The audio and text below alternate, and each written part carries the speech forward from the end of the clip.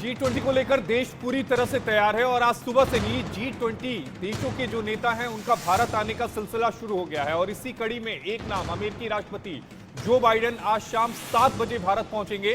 तो सुबह से G20 देशों के नेताओं का आने का सिलसिला जारी है। ब्रिटेन के प्रधानमंत्री ऋषि सुनक भी भारत आ रहे हैं। दोपहर 12:40 पर वो भारत आएंगे।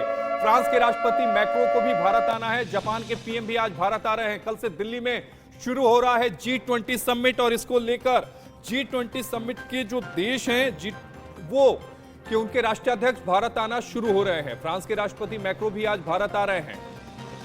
तो जापान के प्रधानमंत्री भी आज भारत आएंगे और इसको लेकर दिल्ली पूरी तरह से तैयार है। दिल्ली वर्ल्ड लीडर्स के पहुंचने का जो सिलसिला है दिल्ली में वो जारी है। अमेरिकी राष्ट्रपति बाइडेन भारत के लिए अब रवाना हो चुके हैं। आज शाम दिल्ली पहुंचेंगे बाइडेन। दिल्ली में आज मोदी और बाइडेन की मुलाकात होगी। शाम बाइडेन के साथ प्रधानमंत्री नरेंद्र मोदी की द्विपक्षीय बातचीत होगी। कई अहम मुद्दे हैं बताए जा रहे हैं सूत्रों के हवाले जिन पर बात होगी। 5G 6G टेक्नोलॉजी के अलावा दूसरी टेक्नोलॉजी सहित कई अहम मुद्दों पर आज बाइडेन के साथ प्रधानमंत्री नरेंद्र मोदी की मुलाकात होने वाली है। मुलाकात बेहद अहम है क्योंकि इसमें द्विपक्षीय बातचीत होगी।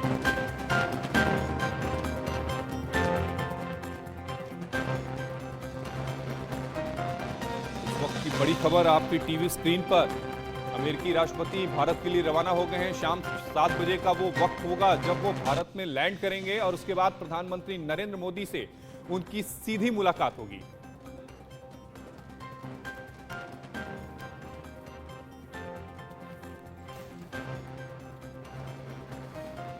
और G20 पर ही आज हम चर्चा की शुरुआत करेंगे। हमारे साथ 3 खास मेहमान हमारे स्टूडियो में बने हुए हैं। हमारे साथ कर्नल रिटायर संजीत सिरोही हैं, अंतर्राष्ट्रीय मामलों के जानकार हैं।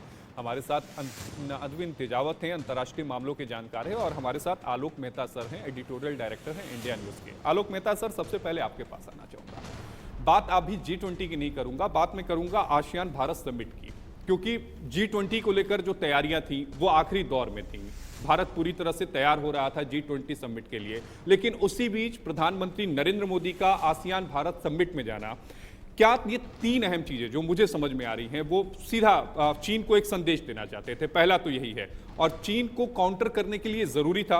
दूसरा, भारत ये सब बताना चाहता था कि डायलॉग ही नहीं, भारत जो रणनीतिक जो साझीदार है आसियान देशों के साथ, जो उसने पिछले साल हस्ताक्षर भी किए थे, उस पर भारत पूरी तरह से खरा उतरता है। और तीसरा, ग्लोबल साउथ का जो लीडर अपने आप को भारत जो है वो साबित करना चाहता है। आशीष जी, आपने बिल्कुल ठीक कहा।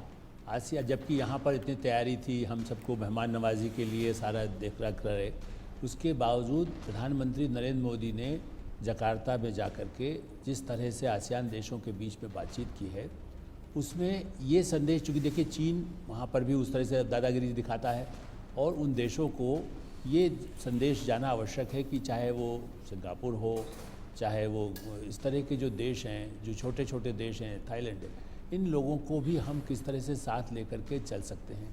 हम ये भी दिखाना चाहते थे कि जो हमने G20 के लिए कर रहे हैं उन देशों के साथ जो आर्थिक संबंध है, आसियान देशों के साथ खास करके, क्योंकि चीन पर जो निर्भरता कई बार वो चाहता है कि ये सब देश उसकी ऊपर है, भारत उस संदेश को भी अलग दृष्टि से देख रहा है। खास करके आपने देखा कोविड काल में भी जिस तरह से इन देशों के साथ हमने सहयोग किया है, आज उसकी ज़रूरत है। और इसलिए आलोक सर, चूंकि आपने कोविड काल का मुद्दा उठाया इसलिए बस मैं आपको रोक रहा हूं। कोविड काल के दौरान चाइना ने इन आसियान देशों का फायदा बहुत ज्यादा उठाया था और यही वजह है कि जब भारत ने आगे चलकर इनकी मदद की तो ये भारत के ज्यादा करीब आना शुरू हो गए थे उस समय। बिल्कुल, आप यही मैंने इसलिए ध्यान दिलाना चाहता हूं कि हम जो सीमा के मुद्दे अपनी जगह चीन के साथ हैं, लेकिन उसके बावजूद हम इन देशों को भी जिस तरह संकट में डालने की आज नौबत आती है, और चीन हर तरह से फ़ायदा नहीं, बल्कि कई देशों में कोविड का जो आरोप है, WHO तक में भी लोगों ने बताया ये बात कि कैसे चीन से ही वो फैला था। और आज भी उसके, जैसे हम इसके पहले भी बात कर चुके हैं कि उसके वायरस का असर आज भी कहीं ना कहीं दिखाई देता है। और ऐसी स्थिति में हेल्थ सेक्टर में हम कैसे आसियान देशों को मदद कर सकते हैं, उनके साथ सहयोग, या उनके यहाँ कोई ऐसी चीज़ें हैं, यहाँ तक कि चीन को भी जब सहायता की ज़रूरत हो, पाकिस्तान हमारा पड़ोसी है, आसियान में रहते हुए भी जैसे आपने कहा हम इस खाड़ी के देश हैं, उनको कितनी सा संयुक्त अरब अमीरात या सऊदी अरब, आज वो भी G20 में रहेंगे। इसलिए हम ये भी दिखाना नहीं चाहते थे कि आसियान में, और ख़ास करके एक बात में और ध्यान दिलाऊंगा जी, जहाँ पर जकार्ता में इंडोनेशिया एक मुस्लिम कंट्री है और आसियान वहाँ पर होते हुए भी बाली द्वीप, जहाँ पर सबसे बड़ा जिसको कह सकते हैं कि हिंदुओं के मंदिर हैं, और एक समय में उसी इंडोनेशिया में 6वीं शताब्दी में हमारा हिंदू सम्राट वहाँ पहुँचे थे, हिंदू बौद्ध राजा रहे हैं, और इसलिए लेकिन आज वहाँ यदि मुस्लिम कंट्री भी है तो हमारा उनके साथ कोई मतभेद नहीं। हम चाहते हैं कि चीन या पाकिस्तान को जिस तरह सहायता करता है, हम इस्लामिक देशों के विरुद्ध नहीं हैं, हम उसके नाम पर, धर्म के नाम पर आतंकवाद को फैलाता है, जो चाहे वो तालिबान हो या पाकिस्तान में बैठा तालिबान या आतंकवादी हो। ये मैसेज आसियान का सपोर्ट हमें इसलिए भी चाहिए कि इन देशों में पाकिस्तान किनारे हो गया, कोई पाकिस्तान का नाम नहीं ले रहा है। आज बांग्लादेश हमारे साथ यहाँ पर खड़ा है इस समय में भी मेहमान के रूप में, पाकिस्तान नहीं है। आलोक सर, मैं आपके पास आऊंगा, उससे पहले सजीद सर मैं आपके पास आना चाहूंगा, चूंकि अभी बात आलोक सर ने पाकिस्तान की कही है। देखिए, पाकिस्तान की तरह हिंदुस्तान तो मुल्क है नहीं कि वो आतंकवाद को बढ़ावा देता हो, या फिर चाइना की तरह भी नहीं कि वो विस्तारवादी नीति पर आगे चलता हो। हम हमेशा शांति का संदेश देते रहे हैं। तो क्या G20 के माध्यम से हम एक बार पूरी दुनिया को फिर यही बताना चाहते हैं, चूंकि वसुधैव कुटुंबकम की भावनाओं के साथ हम सभी मेहमानों का स्वागत भी कर रहे हैं, कि हम शांति का एक जो संदेश है वो पूरी दुनिया में जाए?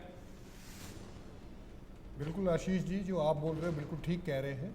और इसका जो है, हमने हमेशा ही, अगर आप देखो, अशोका से लेके हमने हमेशा जो है शांति का ही संदेश पूरी दुनिया में दिया है। भारतवर्ष एक ऐसा देश है जिसने किसी ने किसी के ऊपर कभी हमला नहीं किया, हमला हमारे ऊपर हुए हैं।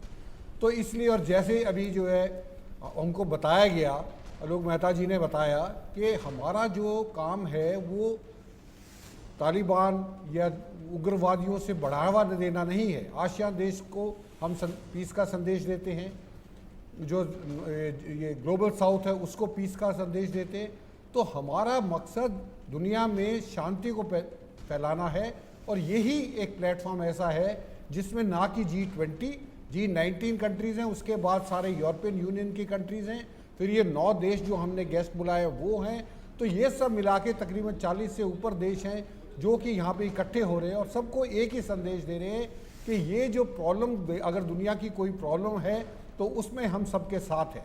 जैसे डिज़ास्टर रिस्क रिडक्शन का एक नया मुद्दा उठाया जा रहा है कि अगर किसी देश में, चाहे वो पेंडेमिक हो, चाहे कोई और डिज़ास्टर हो, जैसे अभी टर्की में जो अर्थक्वेक आया था, भारत ने पूरी मदद की, भारत के हवाई जहाज वगैरह सब भेजे, खाने का सामान सब भेजा। तो हमारा पूरी दुनिया में ये संदेश है जो कि मोदी जी ने, और इसका थीम जो बिल्कुल बताया है, विषमम कुटुंबम, one earth, one family, one future, ये जो संदेश है, ये ऐसा संदेश है जो आने वाले समय में पूरी दुनिया में एक शांति का संदेश देगा। अरविंद जी, लेकिन एक सवाल यहाँ पर ये उठता है, क्योंकि समिट में जो चीन के प्रधानमंत्री थे उनका बयान मुझे ध्यान में आ रहा है। उन्होंने कहा था कि हमें शीत युद्ध से बचना चाहिए। क्या चीन को इस बात का एहसास हो चुका है अब कि वो अब अलग थलग पड़ता जा रहा है? क्योंकि अगर हम आसियान की ही बात करें तो 5 मुल्क, मलेशिया, इंडोनेशिया, फिलीपींस, वियतनाम और ब्रुनई, जो ऐसे मुल्क हैं जो अपने आप को हमेशा से चीन से घिरा हुआ महसूस करते हैं।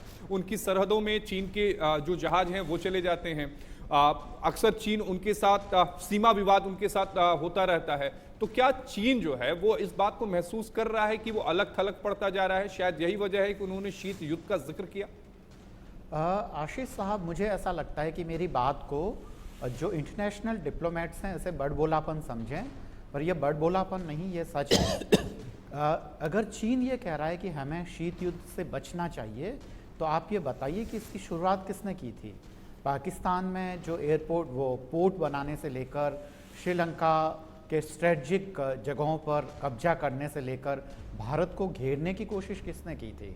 और आप देखिए कि वो एकदम बिल्कुल पुराने जो कॉलोनियल टाइम में जो डिप्लोमेसी के जो नॉर्म्स फॉलो किए जाते थे, उस आधार पर वे सीमाओं को दबाने का और ये सब काम कर रहे हैं।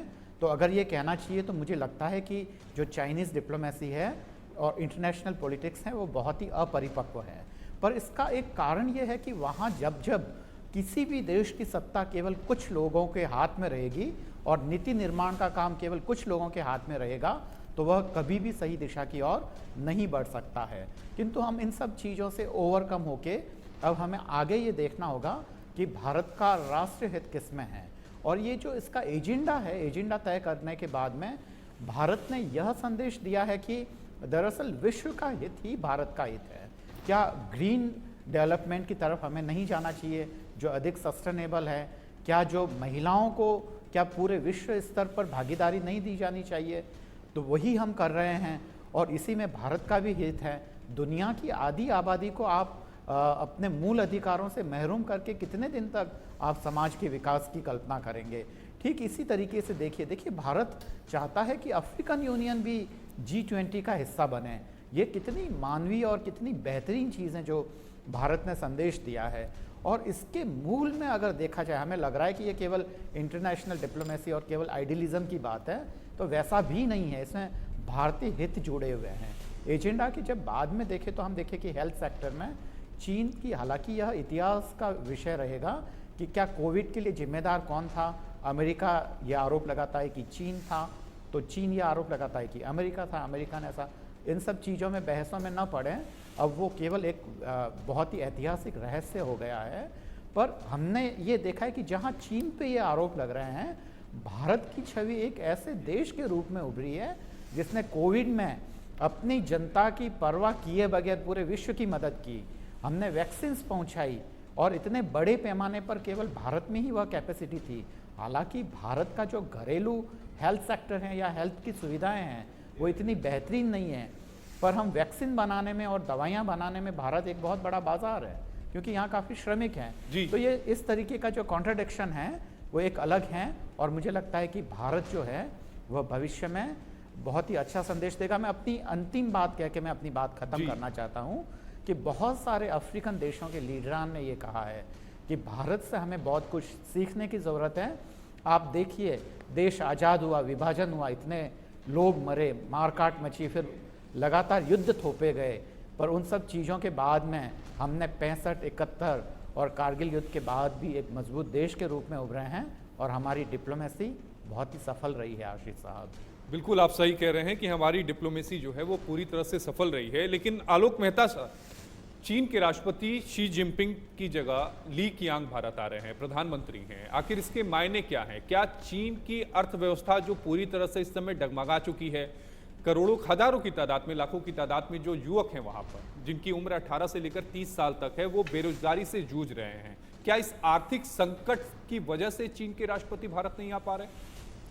देखिए, वैसे डिप्लोमेसी में कहा नहीं जाना चाहिए, लेकिन चोर की दाढ़ी में तिनका। होता क्या है कि कोविड फैलाने में या जिस तरह से दुनिया में जिस तरह से प्रॉब्लम करने में यदि उसने जो भूमिका निभाई चीन ने, तो ऐसे समिट में आकर के उसके लिए किम्ब्रेसिंग उसका विरोध भी सामना।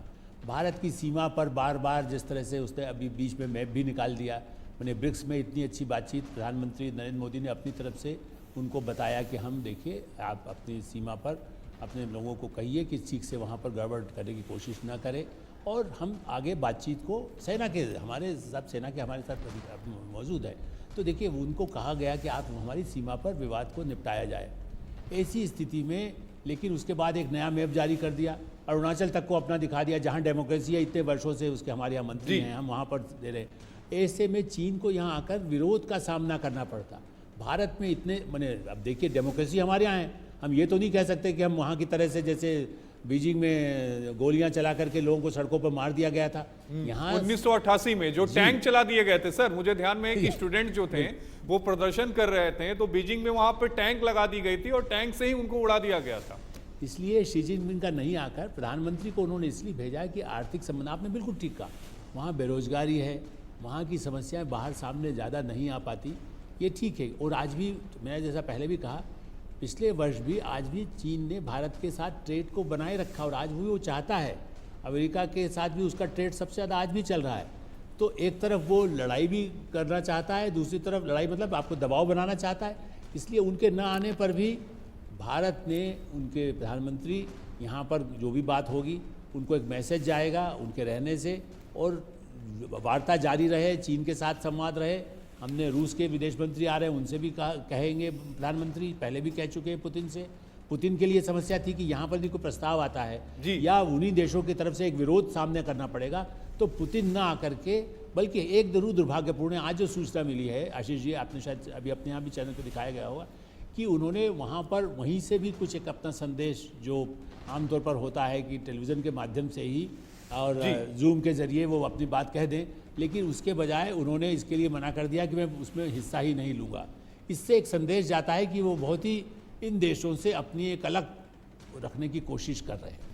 मैं इस पर आऊंगा, मैं इस पर चर्चा करूंगा, क्योंकि पुतिन का ना आना और पुतिन का इस तरह से अपने आप को तटस्थ करना, इसके मायने क्या है। लेकिन सबसे पहले मनोहर केसरी के पास मैं चलूंगा, क्योंकि मनोहर केसरी इस समय भारत मंडपम में मौजूद हैं।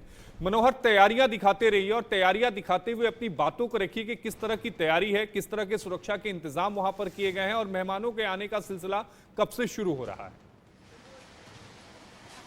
देखिए, बिल्कुल अब हम लोग भारत मंडपम पहुंच चुके हैं और G20 महासम्मेलन के लिए पूरी तरह से भारत मंडपम तैयार हो चुका है। जहां तक सुरक्षा की बात है, ये आप देखिए एक एक लेयर पर सुरक्षा की व्यवस्था है। हम दिनेश ठाकुर को कहेंगे कि वो हमें दिखाते हुए चलें। ये आप देखिए यहाँ पर अब हम लोग यहाँ पर उतरे हुए हैं और यहाँ से आप देखिए एक एक करके सारे सामान की चेकिंग हो रही है, पूरे पासेस की चेकिंग हो रही है। उसके बाद अंदर एंट्री होगा, क्योंकि आज 2 बजे करीब 2:30 बजे के आसपास हम लोग यहाँ पर एक प्रेस ब्रीफिंग में शामिल होंगे। मीडिया को हॉल नंबर 5 में ले जाया जाएगा, जहाँ पर 2:30 बजे प्रेस ब्रीफिंग होगी और बताया जाएगा कि इस महासम्मेलन में महाशक्तियों के शामिल होने को लेकर के क्या प्रोग्राम है, क्या शेड्यूल है। ये आप देखिए इंडिया न्यूज़ ग्राउंड जीरो से बता रहा है भारत मंडपम से कि यहाँ पर किस तरह की व्यवस्था है, किस तरह की सुरक्षा की व्यवस्था है। ये आप देख रहे हैं, ये आप देखिए 1 2 3 4 5 और तमाम कार्ड्स की एक एक करके चेकिंग की जा रही है। जी, तमाम कार्ड्स की चेकिंग की जा रही है और ये भी आप दिखा रहे हैं कि कितने लेयर की सुरक्षा है। और आप लोगों को एक विशेष बस से लाया गया है। आप लोग को पहले जवाहरलाल नेहरू स्टेडियम में रखा गया और उसके बाद उस बस के जरिए आपको भारत मंडपम लाया गया है। देखिए बिल्कुल, ये आप देखिए हमारे कैमरा पर्सन दिनेश ठाकुर हैं, उनको कहेंगे एक बार इधर दिखाएं। ये आप देखिए ये कार्ड है, इसकी मैं स्कैनिंग और चेकिंग कर रहा हूँ। उसके बाद ही यहाँ पर चेक करने के बाद जब कोड स्कैन होगा, हमारे फोटोग्राफ्स यहाँ आ गए और इसके बाद यहाँ से हम एंटर कर रहे हैं, क्योंकि पल पल की सुरक्षा है, क्योंकि महाशक्तियों का एक मिलन है, एक भारत एक इतिहास रचने जा रहा है। उसके बाद देखिए यहाँ पर सामान की चेकिंग होगी, उसके बाद ही हम आगे बढ़ पाएंगे। यहाँ पर एक एक करके स्कैनर्स लगे हुए हैं ताकि फजिंग ना हो, लोगों को दिक्कत ना हो। ये आप देखिए यहाँ पर जो हमारे इक्विपमेंट्स हैं, जो इलेक्ट्रॉनिक गैजेट्स हैं, इन सब की बारी बारी से चेकिंग की जाएगी। ये देखिए हम भी लाइन में खड़े होकर के चेक करवा रहे हैं। और आपको एक नज़ारा दिखा दूं, यहाँ पर ये तो चेकिंग की व्यवस्था है और उसके बाद आप देखिए ये हॉल है, ये हॉल नंबर 5 है और यहाँ पर ही मीडिया ब्रीफिंग होगी। अंदर इंटरनेशनल मीडिया सेंटर बनाया गया है जिसमें तमाम व्यवस्था की गई है। 3000 जर्नलिस्ट के लिए व्यवस्था है, 3000 से ज्यादा जर्नलिस्ट के लिए व्यवस्था है। मनोहर, मैं आपसे कहूंगा पहले आप एक बार अपनी चेकिंग करा लीजिए। आप उस चेक पॉइंट से आगे की तरफ बढ़िए और उसके बाद आप हमें बताइए कि किस तरह की व्यवस्थाएं की गई हैं अंदर की तरफ, क्योंकि अभी आपने 2 लेयर पार की है, अभी आपको 1 या 2 लेयर और भी पार करनी होगी सुरक्षा को लेकर। तो उसके बाद आप उन अंदर की तस्वीरें दिखाइए कि हॉल को किस तरह से सजाया गया है। मनोहर, आप अपनी रिपोर्टिंग को जारी रखिएगा और सूचित करते रहिएगा कि किस तरह की तैयारियां हैं। और बुलेटिन में वक्त हो गया एक छोटे से ब्रेक का। ब्रेक के बाद हम आपको दिखाएंगे कि अंदर, यानी जहां पर मंडपम है, मंडपम के अंदर जो हॉल्स हैं, वहां पर बैठने के लिए किस तरह से इंतजाम किए गए हैं, किस तरह की सहूलतें की गई हैं, किस तरह की सजावट की गई है, किस तरह की भारतीय संस्कृति को वहां दिखाया गया है, किस तरह से वसुधैव कुटुंबकम की भावना को वहां पर समाहित किया गया है। ये सारी तस्वीरें हम आपको दिखाएंगे, जिसमें हम आपको ये बताएंगे कि किस तरह से भारतीय संस्कृति को मंडपम में सजाया गया है, संवारा गया है और विदेशी मेहमानों को किस तरह से भारतीय संस्कृति से परिचय कराया जाएगा।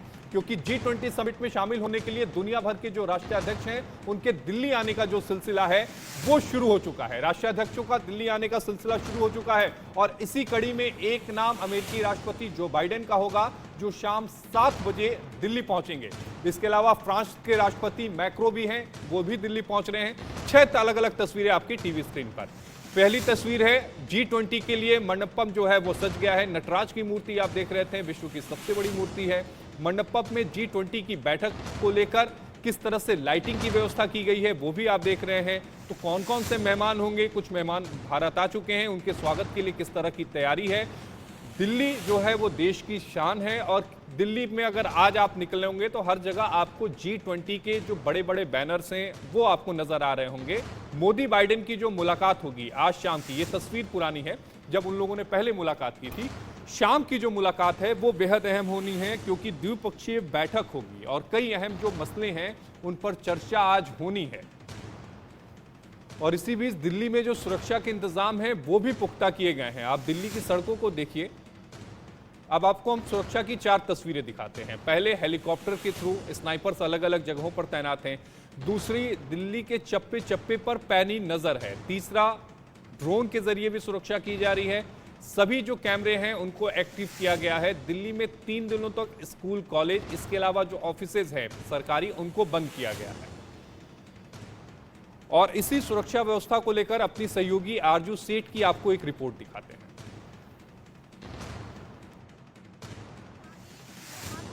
के लिए बिल्कुल तैयार है और उसी को लेकर पुख्ता इंतजाम सिक्योरिटी के कर दिए गए हैं क्योंकि आज मेहमानों की जो स्वागत है वो किया जाएगा।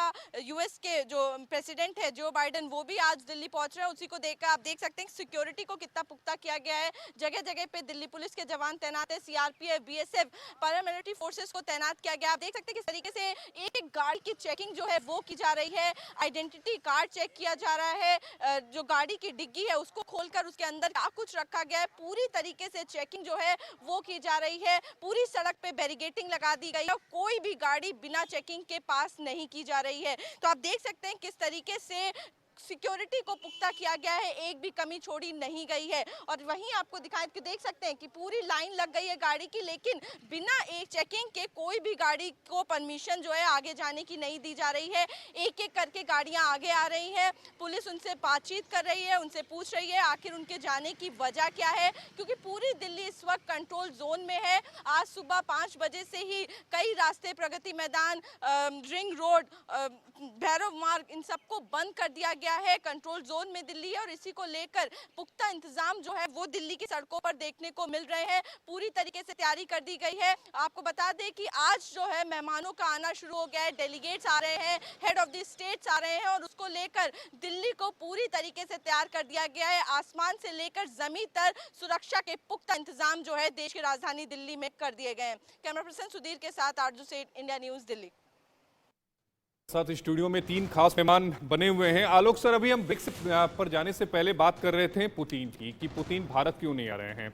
जो 3 वजहें हैं वो मुझे समझ में आ रही हैं, आप भी उस पर गौर करिएगा। पहला ये है कि यूक्रेन के साथ जो रूस का वॉर चल रहा है उसके बाद रूस जो है वो अलग थलग पड़ गया। दूसरा, यूरोपियन यूनियन के कई सदस्य देशों ने, इसके अलावा कई जो दूसरे मुल्क हैं उन्होंने रूस के ऊपर कई आर्थिक प्रतिबंध लगा दिए। और तीसरा, जो मुझे लगता है कि जो सबसे बड़ा सवाल इस समय रूस से पूछा जा सकता है वो यूक्रेन के युद्ध को लेकर है। ये 3 अहम इश्यूज हो सकते हैं जिसकी वजह से पुतिन जो है वो G20 से अपने आप को किनारा कर रहे हो। बिल्कुल आशीष जी, आपने सही विश्लेषण दिया है। तो मैं भी ये मानता हूँ कि जिस तरह से उन देशों से अलग थलग हुआ, भारत के साथ उसके संबंध वो रखना चाहता है। और आपको याद होगा, आपने भी उस पर चर्चा की थी पहले भी, कि उन्होंने, पुतिन ने बाकायदा फ़ोन करके प्रधानमंत्री से बातचीत करके कहा कि मैं नहीं आ पा रहा हूँ।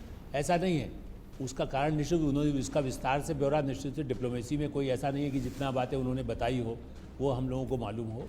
लेकिन हाँ, ये स्पष्ट है कि एक बड़ी एम्ब्रेसिंग सिचुएशन। अच्छा, एज ए होस्ट भारत के लिए भी थोड़ी समस्या होती यदि यूक्रेन वाले संकट के बाद रूस के राष्ट्रपति या उनके वैसे विदेश मंत्री आए हैं, वो कोई ऐसी बातें कहें, जैसे कई बार यूनाइटेड नेशंस में होता है, कुछ देश ऐसी बातें कह देते हैं जिससे दूसरे देशों के लिए फिर तुरंत उसका डिनायल करना पड़ता है। इसलिए भारत के लिए भी ये अच्छा है कि पुतिन ऐसे मुद्दों को, या हम चूँकि शांति वाले मुद्दे, विकास के मुद्दे, पर्यावरण के मुद्दे और ऊर्जा के मुद्दे, ऐसी चीज़ों पर अधिक जोर देना चाहते हैं इस तरह के सम्मेलन में। हम उनको जो ऐसे विवादास्पद मुद्दे हैं उनको लेकर के आपस में 2 देश लड़ने लगे, उनका इस मंच का दुरुपयोग कोई होने लगे, इससे बेहतर है कि वो लोग अपने प्रतिनिधियों को भेजें। चीन के भी प्रधानमंत्री रहेंगे, रूस के विदेश मंत्री भी रहेंगे, और वो अपनी बातें जो कहना चाहें वो ज़रूर कह सकते हैं, बातें कह सकते हैं। लेकिन संजीत सर, रूस के राष्ट्रपति पुतिन के ना आने से क्या फर्क पड़ रहा है? देखिए, कोई भी राष्ट्रपति अगर नहीं आता है, खास तौर पर पुतिन, वो जो है, ऐसा लगता है, लोगों का मानना ये रहता है कि शायद हमारी डिप्लोमेसी में कमी रह गई हो।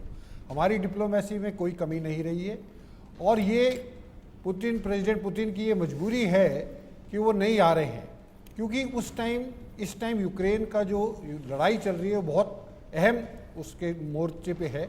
तो मेरे को लगता है वो एक वजह है। और दूसरी वजह ये भी है कि अभी पुतिन जो है बाहर दूसरे मुल्कों के मुकाबले में अकेले पड़ गए हैं। तो कोई भी आदमी जो अकेला पड़ गया हो, जो अपने आप को अकेला महसूस कर रहा हो, वो सबके सामने जाने में थोड़ी दिक्कत पेश आता है। ब्रिक्स में नहीं गए, उनकी अलग वजह थी, क्योंकि उनको ये डर था, क्योंकि उनके अगेंस्ट वारंट निकला हुआ है कि कहीं उनको जो है अरेस्ट कर ले, और वो साउथ अफ्रीका के लिए बड़ा एम्बैरेसिंग हो जाता। लेकिन भारत में नहीं आए हैं, तो उसकी वजह ये हो सकती है कि वो यूक्रेन वॉर में वो ज़्यादा इन्वॉल्व हैं और वो नहीं चाहते, इसलिए उन्होंने। लेकिन अरविंद जी, चूंकि आपने अभी संजीत जी ने वारंट का जिक्र किया, आईसीजे की तरफ से जो वारंट है, इंटरनेशनल कोर्ट ऑफ जस्टिस की तरफ से जो वारंट निकाला गया है, क्या वो भारत में भी एप्लीकेबल होगा? बिल्कुल आशीष साहब, वो भारत पे उतना एप्लीकेबल नहीं है, क्योंकि जो साउथ अफ्रीका है, ब्रिक्स की मीटिंग में जो पुतिन साहब नहीं गए, उसका कारण ये था कि साउथ अफ्रीका ने उस ट्रीटी पे साइन कर रखे हैं, उनके हस्ताक्षर है। भारत के संदर्भ में ये बात नहीं है। पर जैसा कि हम फौरी तौर पे देख रहे हैं, तो मुझे लगता है कि संजीत साहब की बात समझ में आती है। पर अगर हम गहरे तौर पे देखें तो इसके कुछ अलग मायने देखे जाएंगे। अगर केवल चीन नहीं आता और रूस के राष्ट्राध्यक्ष यहाँ भारत में आ जाता, तो यह संदेश जाता कि चीन दरअसल बाकी दुनिया से अलग थलग पड़ चुका है।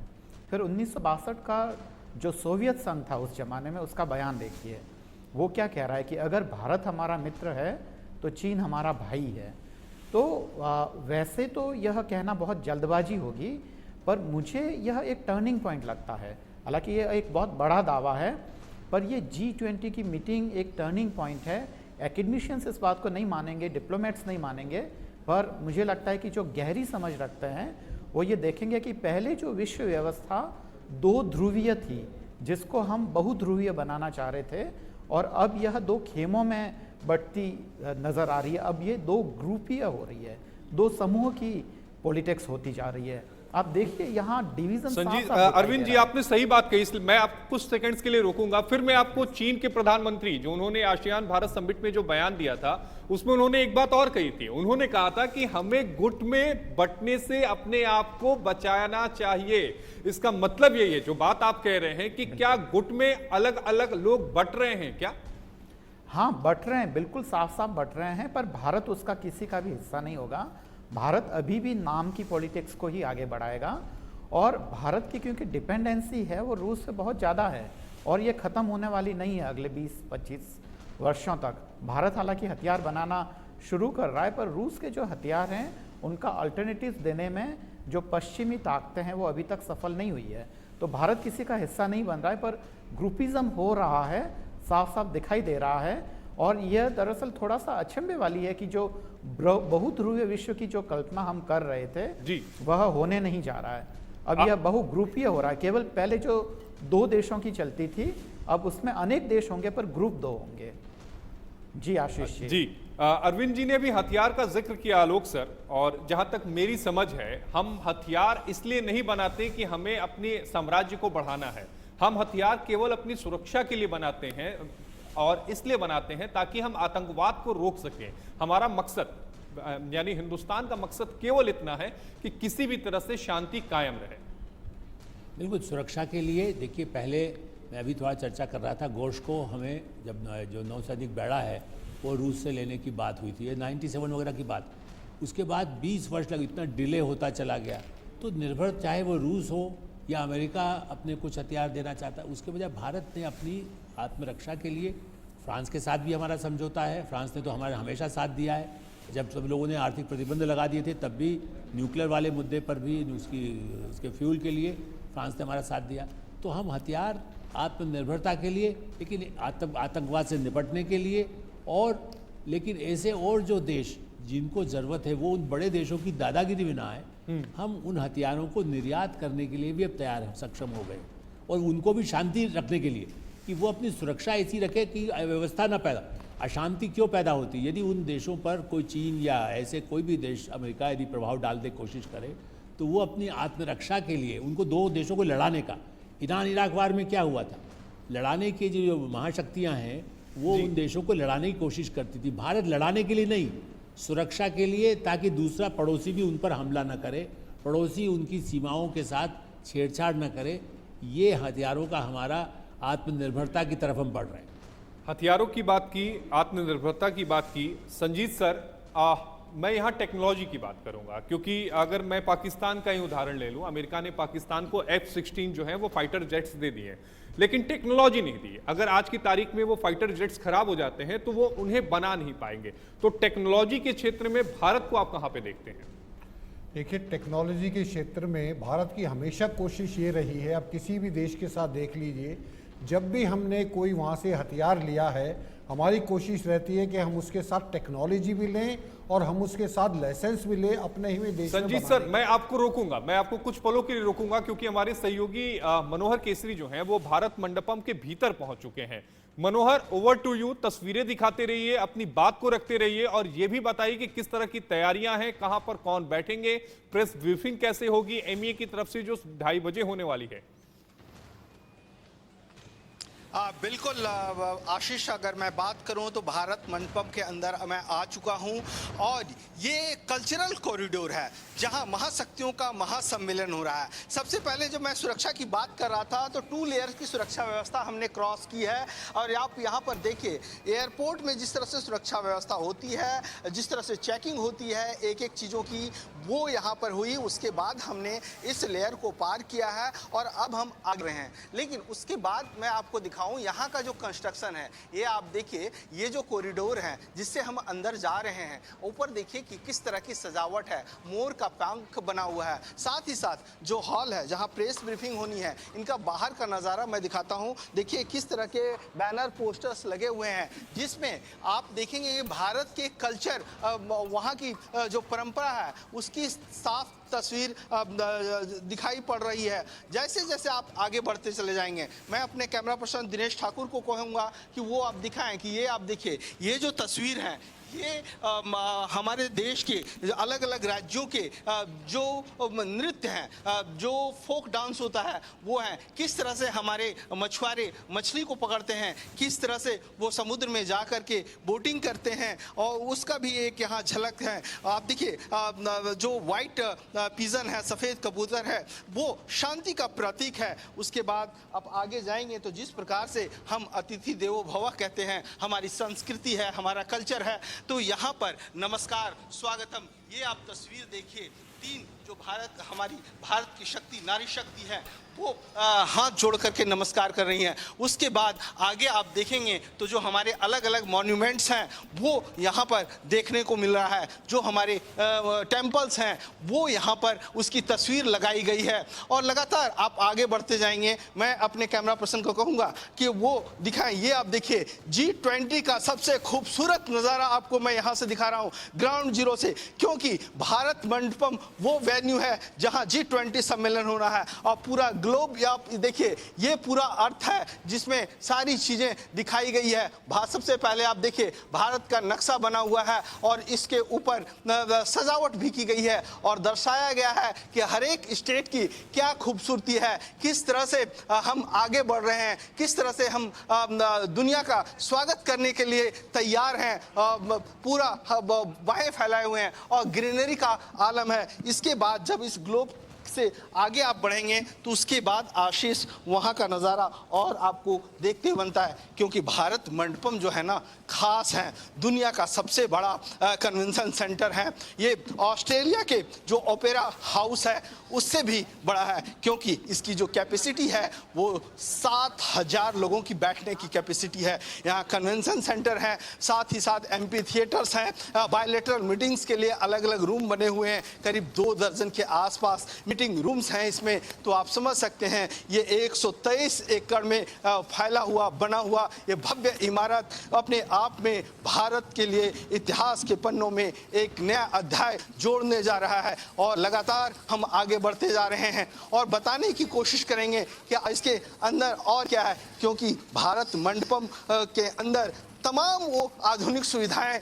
हैं जिसे हम दिखाने की कोशिश कर रहे हैं। ये आप देखिए, ये सारा नज़ारा है। क्योंकि थोड़ी ह्यूमिडिटी ज़्यादा है तो यहाँ पर भी मौसम विभाग ने व्यवस्था की है कि पल पल मौसम की जानकारी, हवाएं, क्योंकि AWS तकनीक लगाई गई है। और आप देखिए कि जैसे मैं एंटर किया तो वहाँ से एंटर करते ही आपको दिक्कत नहीं होगी, क्योंकि एक शेड बना हुआ है और इस शेड के साथ ही आप आगे बढ़ते चले जाएंगे। आपको थोड़ी सी भी अगर दिक्कत होती है तो यहाँ पर छोटी छोटी जो बैटरी रिक्शा है, तो इलेक्ट्रिकल व्हीकल, क्योंकि हम प्रमोट कर रहे हैं, तो वो इसकी भी यहाँ पर व्यवस्था की गई है। अब आप देखिए, ये जो कॉरिडोर है, इस कॉरिडोर से चलते हुए अब हम हॉल नंबर 5 में पहुँच गए हैं, क्योंकि मीडिया के लिए भी एक डेजिग्नेटेड प्लेस है जिसमें इंटरनेशनल मीडिया सेंटर है। जी आशीष। मनोहर, आप धीरे धीरे सभागार की तरफ पहुंची, क्योंकि आप बेहद खूबसूरत तस्वीरें दिखा रहे हैं। आपने अर्थ की तस्वीर दिखाई और मंडपम में ये बताने की कोशिश की गई है कि जो पूरा संसार है वो परिवार की तरह है, और यही बात प्रधानमंत्री नरेंद्र मोदी और यही बात हमारा देश भी कहता है। हमारे साथ 3 खास मेहमान अभी भी बने हुए हैं। बुलेटिन में वक्त हो गया एक छोटे से ब्रेक का। ब्रेक के